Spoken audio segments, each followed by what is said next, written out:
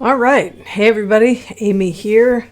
New style of training video because I wanted to show the details of this process that we just did. I'm calling this the consolidation method for long-running Facebook ads. Call it whatever you want. It just works. So here's what we did. To open the I'm right here in the document. So the situation was we were working with a client. She has some events. She has some, specific lines of product in her store that she really wanted to emphasize. One of the reasons that we emphasize specific products, and we'll get into this in some detail very shortly, was that some of her products are really good for online sales. Higher price point, easy to replenish, just all kinds of details. So we'll get into some more of that in just a minute. It's a brick and mortar store. They've been in business for many years. And, just so you know, with clients, I don't give away who they are. So we're not going to be sending you to their website. Just keep an eye on this training. So it's a brick and mortar store. She had moved to online sales to try to get some new customers. They do run offline and online. These two platforms function really as separate silos for them. So if someone buys something in the store, the physical store, they have a certain kind of buying experience. And of course, the minute I get on here to record, I hear loud noises outside. I hope they're not turning up here. So the offline store runs almost completely separately from the online store. So part of that helped us with tracking and attribution. So we could say, okay, yes, and we did all the things to keep tracking as clean as possible, knowing that attribution is a nearly impossible situation to tackle. But we knew that everything we were doing was helping with the online sales. For some businesses, keeping online and offline separate causes more problems than it fixes. Apps that function outside any benefit to the physical store, that can cause extra work. And if you're really limited as a store owner in the amount of time you have, we all only have 24 hours in the day, and you can only sleep 4 hours a night for so long before you start to lose your mind. So, it really think about the processes that you're implementing in your store so that you can decide, okay, yes, I want to keep online separate from offline. If you're all online, or if you're not running any offline, don't even worry about that. So the next part is integrations. Think about the kinds of things that you want to do for, say, rewards programs. If you're running rewards, are they in-store only? Are they online only? So these were some of the questions that we had to address. However, they're outside the scope of this training. I'm just this kind of like important stuff to think about on the setup end. So still in the situation, the store owner was coming off a long run of events during the previous 3 months. We started this in the middle of December of last year, 2021. So we're finishing up the fourth quarter. The sales came in across the entire time of this setup. These specific ads weren't even running until just before Christmas. So there was really very little selling going on during the Christmas rush. And the inventory, she was running into some inventory problems. Some was going to be replenished. Other items weren't fully in stock. So just like any, online or offline retail store, inventory and turn are always going to be an issue. Her brick and mortar store had a significant lull in foot traffic every year at the beginning of the first quarter. So January to March, she knew every year, and they've been in business for a long time. This is a business that they had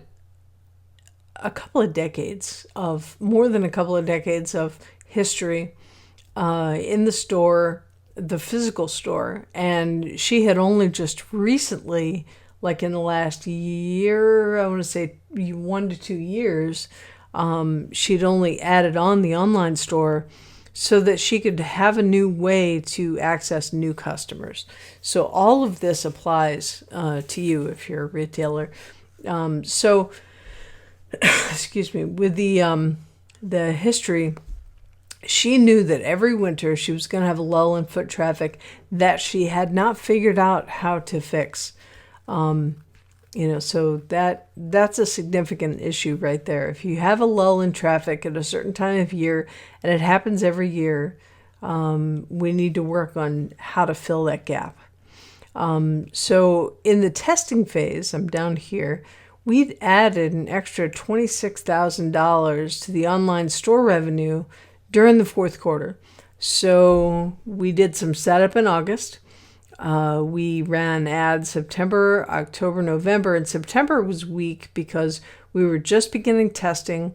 We were just beginning to qualify and quantify the audiences and the ad and creative messaging. So during this time, effectively, once we dialed in some of the testing in the first few weeks, we had some of October, some of November, and then she decided that she wanted to do something different after December 15th. So we, did that testing, and I'll talk more about that in just a minute about how that impacted the funnels that I'm going to show you during this training. So here's what we wanted to achieve. The store owner was not going to be accessible during the lull. She was exhausted. She had some other things she had to deal with. So we knew that during first quarter, we were not going to be having weekly meetings. There were going to be periods of time that I wasn't even going to be able to reach her. We had to do a setup that was going to be really hands-off for the store owner. This is really good news for you, because if you're a store owner, you don't always want to be, talking with the person who's running your ads. You want the ads just to work. So that's what this is about. We'd had issues with her billing method. This is going to be a case-by-case situation. Previously, during the testing phase, her ads kept getting shut off. No fault of hers. But, it's not like her card was bouncing or something. But what we found is using this method, we changed to $5 frequent hits on her billing method. The ads never stopped running. So that was something that we found helpful. As I said previously, the ads had stopped running inside the testing phase. So during this, consolidation method, we never had any stops. And then we knew that also, because of the nature of this lull in her business, we needed to build an ad machine that would supply a steady stream of sales with very little attention during the store downtime. Not really store downtime, really the store owner downtime. She had to be able to put her attention in other places and not think about this. So, I kind of liken this to not having to babysit a toddler by a bonfire. Anybody who has dealt with toddlers knows you can't take a toddler to a bonfire. So anyway, I digress. So here's the foundation. At the end of the third quarter of 2021 and all through Q4, we'd identified some really great audiences. We were getting new customers for the store.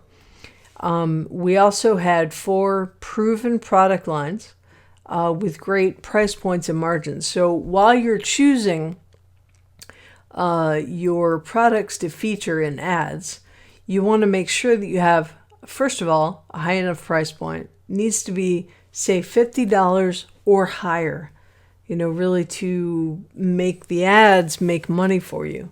I would say that's probably one of the most critically important elements of this process. Now, let's say you're selling $7 thingies, whatever it is that you're selling. Make bundles. Do something so that you raise your average order value to over $50. Once you do that, you'll have products that you can put in front of people in ads and make more money. Now, during this sort of setup, then you want to feature those higher price point products.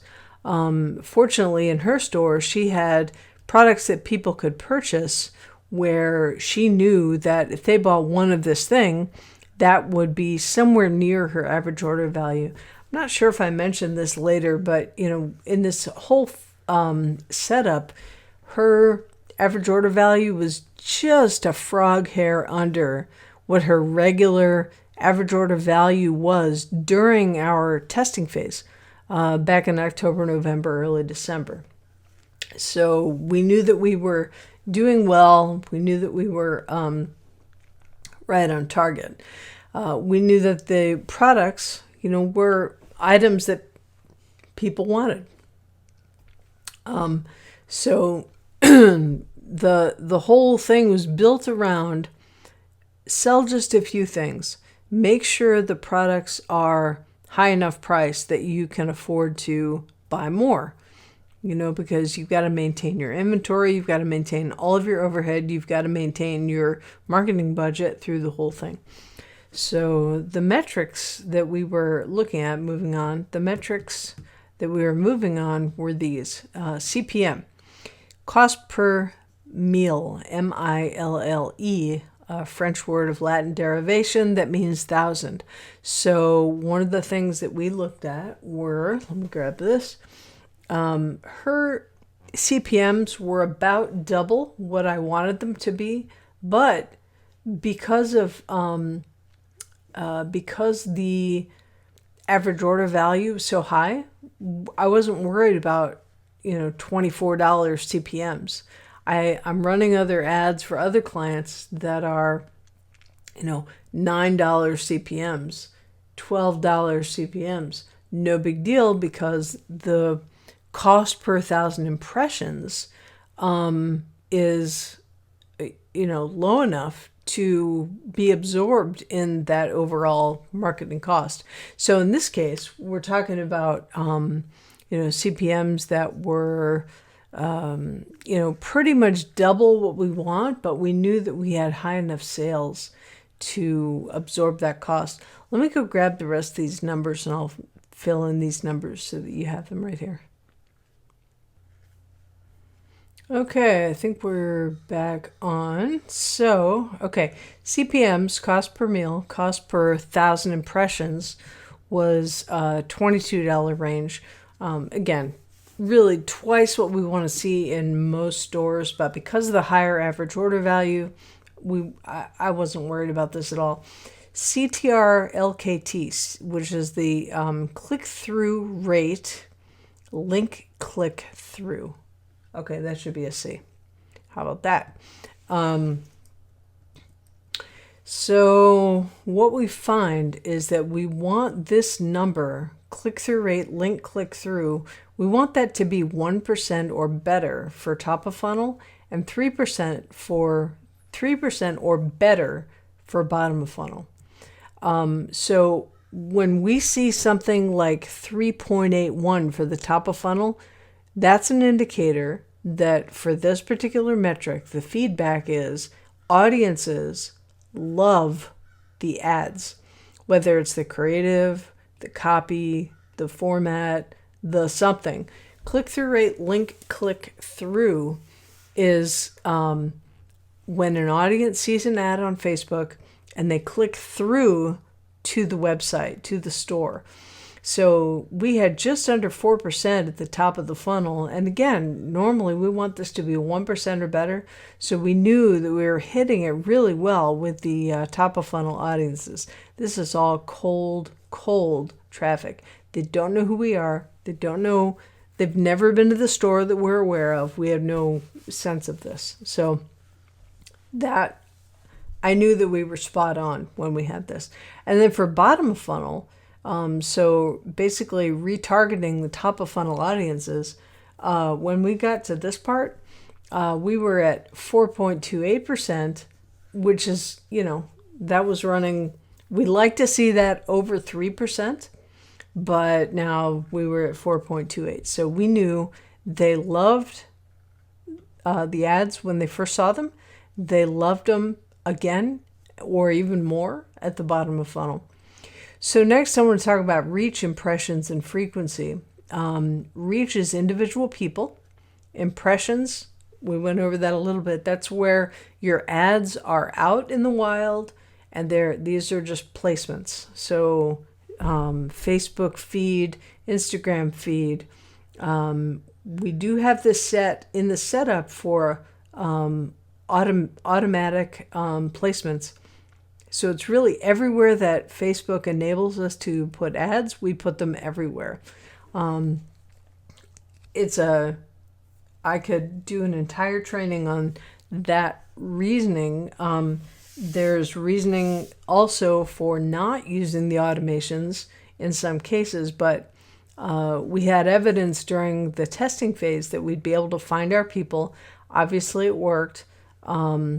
And so, through tagging, and I'll get into that in a minute, we're able to see that, these ads are working.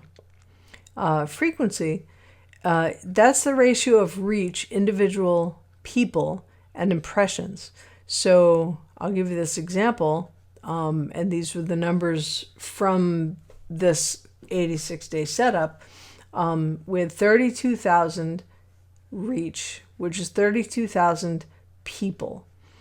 We had 101,000 impressions, which means that individual people saw this approximate number of ads in all the various placements.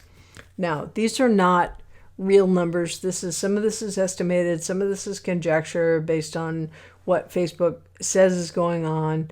We know that in general, I'm not going to get into that, but these individual people are going to be mostly real people. I'm not going to get into the fake profiles on Facebook, but that's an issue. And then the last thing is frequency of 3.16. This is the average amount of how many times a person was shown an ad. Most people in this reach number of 32,000 saw a top of funnel ad 3 times. Just a fraction of them saw it a 4th time. Considering the noise in the world, they may only have glanced at it 1 time and not ever really registered that they were looking at the ad, unless they click through. But, let's see. Just hold on for a second. I want to check a number. Okay, back to this. Now, for the bottom of the funnel, these are retargeting campaigns. So this number reach are people in this number right here, the reach in the top of the funnel. These are people who were just shown ads. We're not even talking about click-throughs yet. They had a high click-through rate, but the numbers of people who actually clicked through were quite small. So knowing that we had good numbers on click-through, from the ad to the page, now we're going to look at the bottom of the funnel. That number is 1,000. So the audience that we built for the retargeting campaign was 1,000 people. You're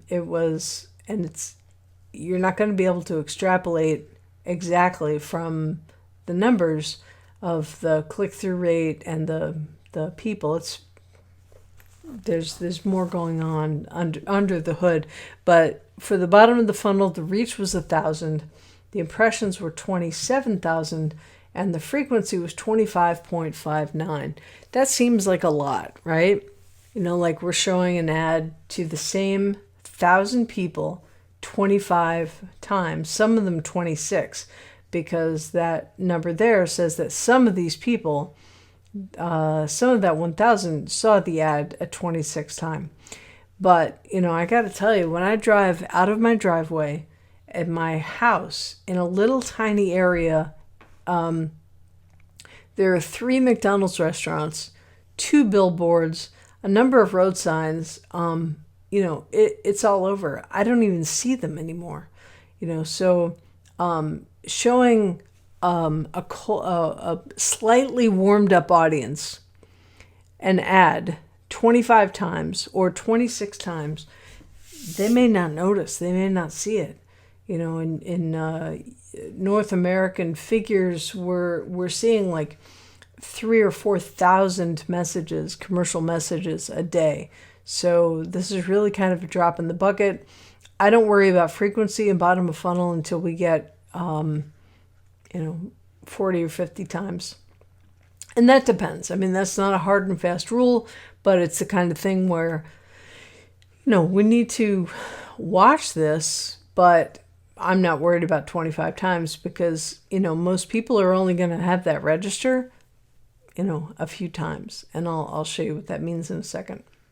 So reported sales, which are actual purchases, this campaign, top of funnel, made 15 sales.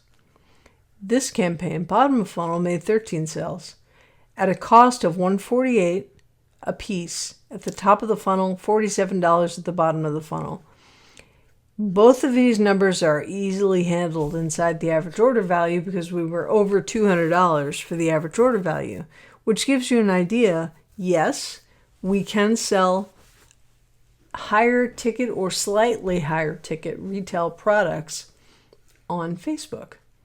There's so many people who say, well, I really want to keep it to, under $20 to make it an impulse purchase. Then the question is, do you really want to do that? Because the audiences that you're building, you want to build value. You want to build something that they're going to respect. You want to build something that you're going to be able to afford to keep running ads. So that's some of what we were thinking about. So there were some challenges during this time.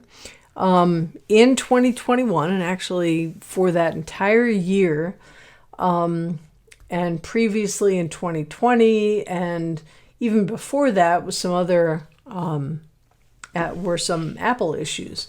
Apple's operating system for mobile devices, iOS, were plaguing everyone. Facebook has had a retaliatory stance with Apple the entire time that this issue has been going on. Now, the people are still on Facebook. I mean, as of fourth quarter 2021, the monthly average users in Facebook has gone up from previous years. I mean, people just still use Facebook. So that number was 2.9 billion monthly active users on Facebook. So the people are still there. And if you look in Google Analytics, which you need to if you're running Facebook ads, because some of their tracking is not accurate. And I'll talk about that, I think, in a little bit. Some of the tracking is not accurate. We need to back this up with Google Analytics minimally. If you're running a big enough store, there are other paid tools that you can use to help with attribution. I'm not going to get into that now because it's too much for this training. But the basic issue is Facebook has taken a retaliatory stance against Apple. And so anybody using an Apple device, not only is Apple keeping people behind a privacy shield, Facebook has raised their costs, made a number of other changes because of this situation. Some examples are a 72-hour lag in reporting. They've removed a lot of the reporting we used to rely on. Just for one example, purchases may not be reported accurately. Another reason to back up with Google Analytics, or again, if you're a higher level like 1.5 million or more in annual revenue, then you want to start to look at a higher priced tool. But even then, there may be some growth that you need to do. And to make it even more difficult, the breakdowns in Ads Manager for delivery information has been thinned considerably. So it's much, much harder to say, okay, we know with assurance that these Apple devices were the sources of various actions during the life of the campaign. We used to have much better breakdown of delivery information. We have less now. So again, you really have to back this stuff up with Google Analytics. I think, let me see if okay, I'll need to go into more of that in just a minute. Hold tight for a sec. Alrighty, so let's get back to this. The setup on Facebook. People always want me to start in the middle of these things, but we really have to talk about all that foundational stuff. There's always foundational stuff to set up before you actually start running ads. It's one of the things that I'm losing my voice here. Excuse me. It's one of the things that we focus on in the paid group is to make sure that the setups are right and done and proper, and that we have this ongoing audit process to make sure that this is always true. Okay, so top of funnel conversions campaign. We had one top of funnel conversion campaign, one ad set. The audience was entirely 1 to 5% lookalikes. We did turn on detailed targeting expansion, and we also checked the box for improvements to using lookalike audiences. I really like this because, it's like saying, hey, Facebook, here's a list, make it better. So that's kind of fun. And it's an automation that I really like using, especially top of funnel where it's cold audiences. And frankly, I don't care who they are. And the other, frankly, is that Facebook more and more wants consolidated audiences. They have machine learning that can go through enormous numbers of people, and find the people to be able to get in front of people who buy, people who, just the right psychographic, just the right buying history, so that we know we're getting in front of the right people. And, as I showed you earlier, that was backed up by the metrics. I did choose one behavior. I put in engaged shoppers. And that's located in detailed targeting. It's a behavior that says that anyone in this audience has clicked a Shop Now button anytime in the last 7 days. So we want that, especially top of funnel. And again, it was automatic placements. I don't really care what device they're using. I don't really care where they see the ad, even if it's a tiny little ad in Audience Network. Which would be rare for this particular store because Audience Network appears in odd little places off Facebook, but that would be something to look at. According to the Google Analytics data, there really were only about 3 or 4 placements that did well.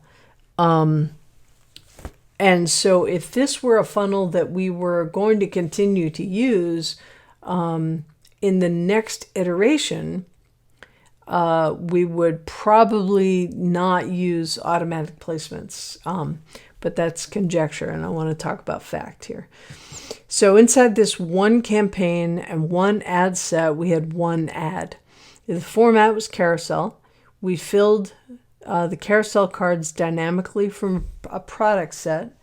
Headline, we didn't show any pricing, partly because this is a premium store and partly because we wanted to drive the click-through. They would see an item, they would click to see the item. We didn't want to feature price. My reasoning with that is that with this particular store, We wanted to offer a premium experience, and that's not price driven. That's experience driven.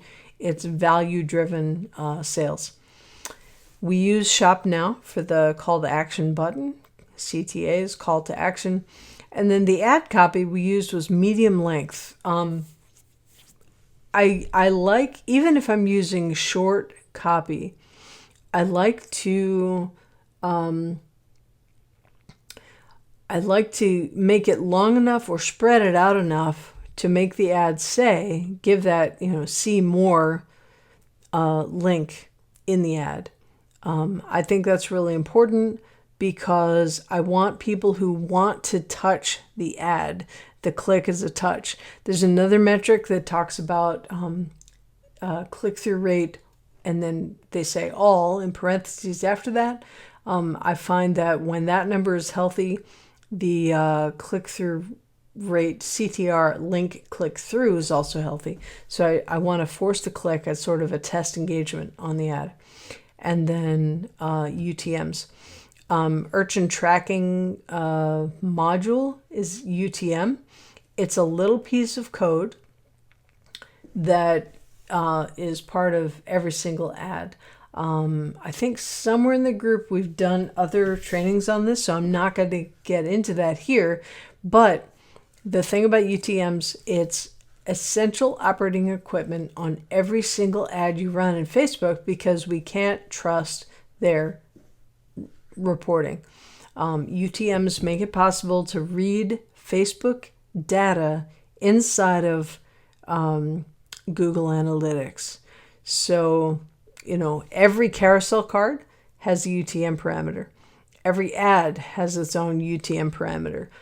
Anywhere Facebook enables you to put in a UTM parameter, do it. And under this video, I'm going to put an example of a dynamic UTM that you can put in every single ad, every single carousel card, and it will, because it's dynamic, it's going to pull the name of the campaign and other details that you'll be able to find inside of Google Analytics. So look in the comments beneath this video for that. It'll be there right after I post this. So bottom of funnel was a dynamic product ad campaign. The top of funnel, again, that was conversions, because the campaign objective finds the people that we want. It finds people who will buy. We do want top of funnel sales, but we also know that acquisition may not happen in the top of the funnel. We may just get a click-through to the website. So anybody that didn't buy, that then ends up in the bottom of the funnel, they get a dynamic product ad, which is a really cool feature that says, hey, Facebook, put this ad in front of anybody who was on the website or in any other situation over a period of time. Now, in this one, we did one other item. These are curated ads. So, meaning the images from the store that we put in front of people in this campaign, they see what they looked at the top of the funnel. Again, it's served to them in the bottom of the funnel. Really, really just fun stuff. So we had 2 ad sets. What I wanted to do was to create a situation where audience members would see a certain ad for the first 2 weeks. I just wanted that 2 weeks to be able to say, hey, let's get in front of the largest number of people that we can at the bottom of the funnel, and see what they do for 2 weeks. For the next 2 weeks, I want to give them a different ad. And so here's how we did that. We set up 2 different ads.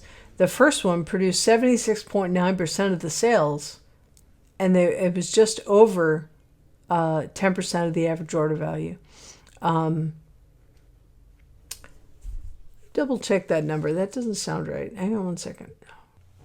Yeah, I didn't like how that looked because that was not true. We were not selling over the average order value. Every sale was in profit or significantly in profit. So the first ad set, the days 1 to 14, those were $108 per sale. And the average order value overall in this entire time frame was $266. So significantly in profit. This ad set produced just under 77% of the sales. And then the last month, we did a little sweep through of the outliers who hadn't purchased yet. That was $29 per sale. Again, average order value $266. So that means that we spent $29 in each sale. Let me grab that number. Each sale was, and we had 3 purchases in the last 15 to 30 days ad set before they fell off. So that was 3 sales during that time. Really, really good profit margins. So at the end of the run, ran 86 days in total before we came in and started to make changes.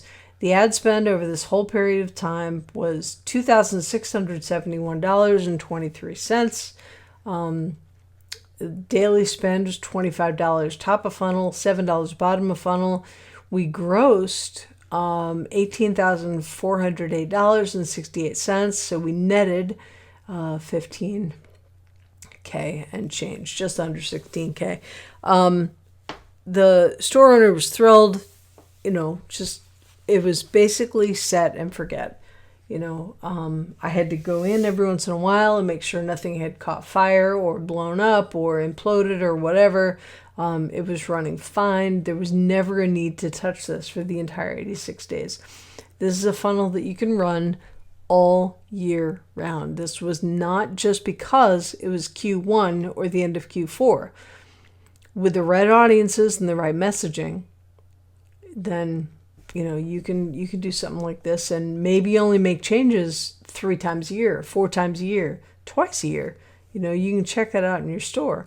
I do want to address the average order value for just a little bit. Historically, her average order value was just a little bit over regular traffic. Average order value is 6.63% lower.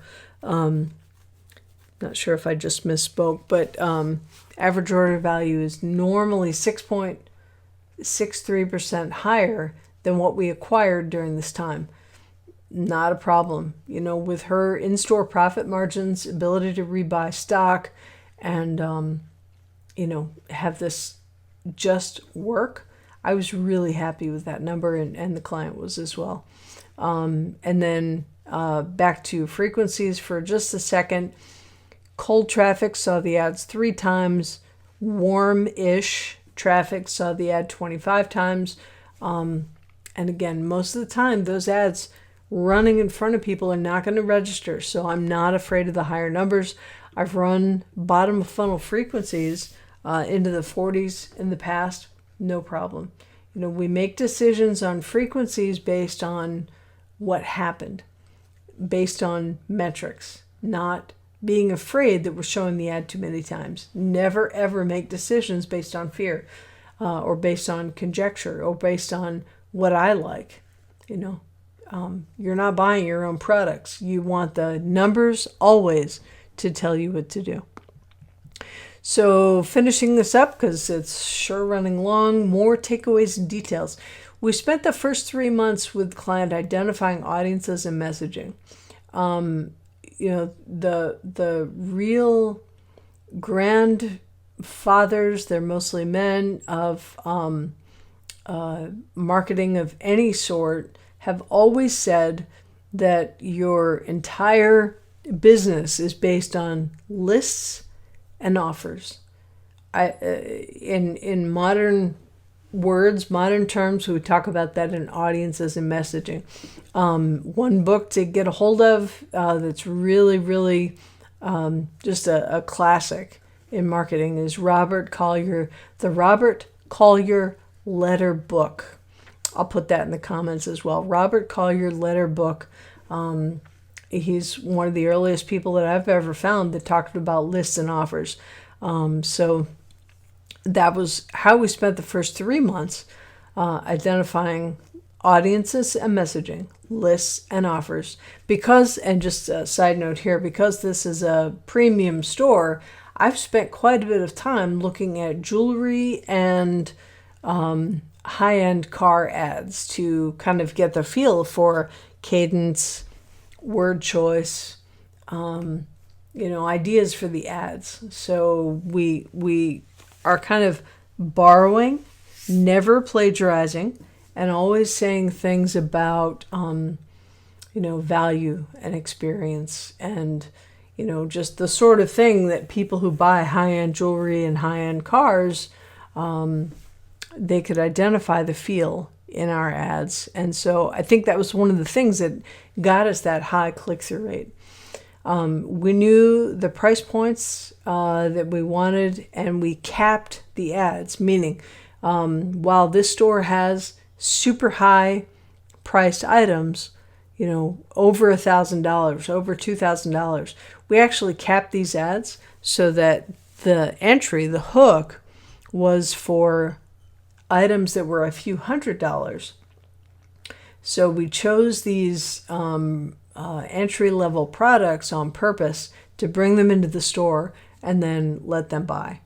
The whole idea was hook a viewer, hook a visitor on something that they would want, and then let them shop in the store to add to it. For the content of the ads, we used a combination of the client's images and videos, including some lives that she did on Facebook. If you're running ads in your own store, you have perfect control of this. So this was part of the reason that she wanted something to be able to run without a lot of visiting with me. The whole idea was to run the ads with on-brand content. Those lives are exactly her brand because she's featured in them all the time. And then lastly, I can't stress this enough. I mentioned it earlier.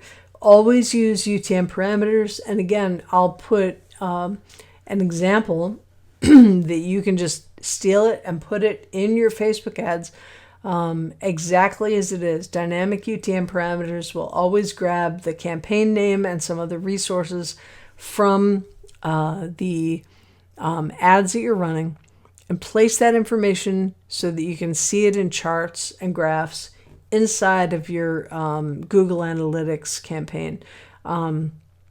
Facebook tracking is really a problem, has been for over a year. They're dropping purchases. There are things that you need to do to make sure you have the conversion API installed. But even with that, Facebook tracking is just not reliable on its own. And just last point, Google Analytics uses a different attribution model than Facebook ads. So there are actually 4 different attribution models. We're not going to get into that now. That's another training for another day.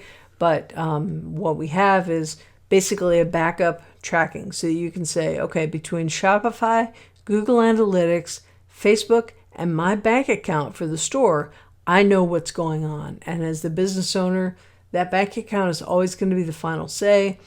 Shopify, Google Analytics, and Facebook all use different attribution models, so they're all going to say something different.